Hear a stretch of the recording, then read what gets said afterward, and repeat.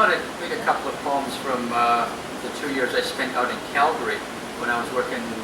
They did the big Calgary Winter Olympic Games there in the late 80s, and I spent time organizing an Olympic Writers Festival. It was a terrific experience, but winter would start socking in around the first week in October. By October the 10th, it would start falling, getting much colder very, very quickly, and it would stay cold through until about April of the next year. Very, very long winters, and these are real intense. You get to know the true meaning of cold when you live out there. It would go down to minus 30, minus 32, minus 33, and the river, of course, would become one frozen mass of tremendous ice, the Bow River coming out of the rocks. And then in spring, when the breakup happens, you start to hear this incredible grinding and crunching as the ice begins to crack from below. A little sun. You're trying to sleep at night. If you're anywhere near the river, you hear this grinding and grinding and grinding. And then you come down in the day and you see this massive, this torrent of huge jags of ice grinding itself out. Incredibly powerful experience. And for a large city, Calgary still has close access to a lot of critters, a lot of wild critters. You're walking to work in the morning and suddenly you see 3 or 4 beaver making their way up to the beaver lodge. There'll be deer, sometimes elk moving through, a lot of smaller wild critters along the river, which of course draws all the life. It's quite unforgettable.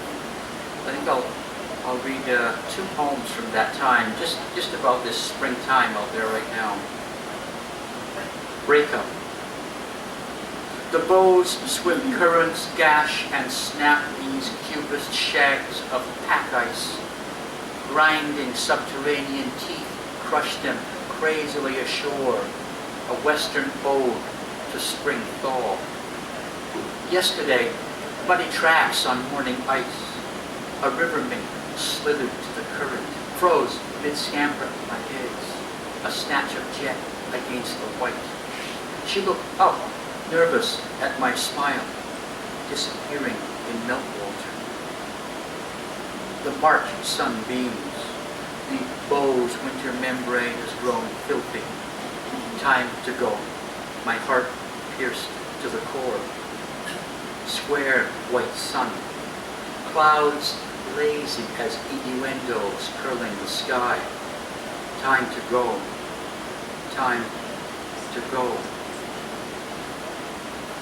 Another one is called An October Walk Along the Bow of the same river. Would Thomas Merton notice these mallards in migrant plumage, or the gull white-breasted in unexpected pleasure of a late sun?